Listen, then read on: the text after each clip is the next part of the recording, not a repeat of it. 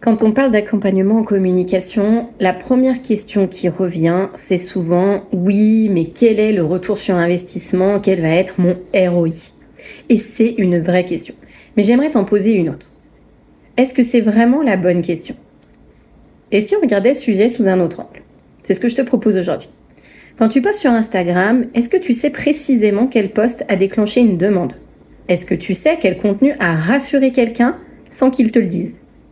Est-ce que tu peux mesurer l'impact d'un message qui a travaillé dans la tête d'un prospect pendant 3 semaines?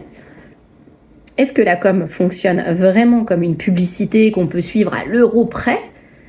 Ou est-ce que c'est plus diffus que ça?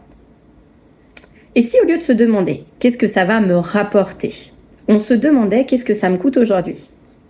Combien d'heures passes-tu à essayer de comprendre l'algorithme? À chercher quoi poster? À recommencer parce que ça ne fonctionne pas? Combien d'énergie mentale ça te prend? Est-ce que tu t'es déjà senti frustré, découragé, inquiète de ne pas être assez visible? Est-ce que tu as déjà repoussé un projet parce que la communication te prenait trop de place? Ou est-ce que tu l'as tout simplement décalé? Est-ce que ça, on l'intègre dans le calcul du ROI, du retour sur investissement?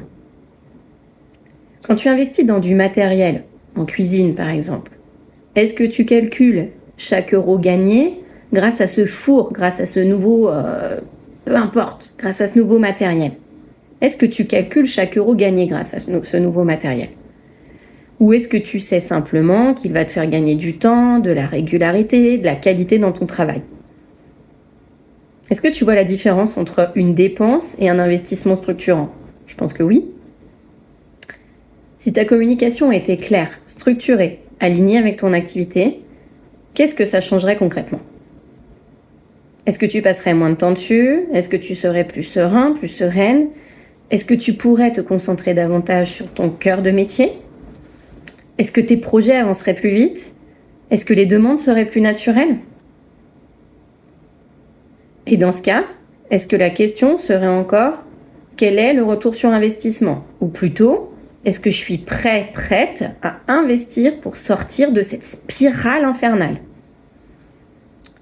Je ne crois pas que le ROI soit une mauvaise question. Très sincèrement, pour moi, c'est pas une mauvaise question. Je crois simplement qu'elle arrive parfois un peu trop tôt. Peut-être que la première question à se poser est: est-ce que je veux continuer comme ça? Ou est-ce que je suis prêt à faire différemment? Si cette réflexion résonne pour toi, on peut en parler calmement.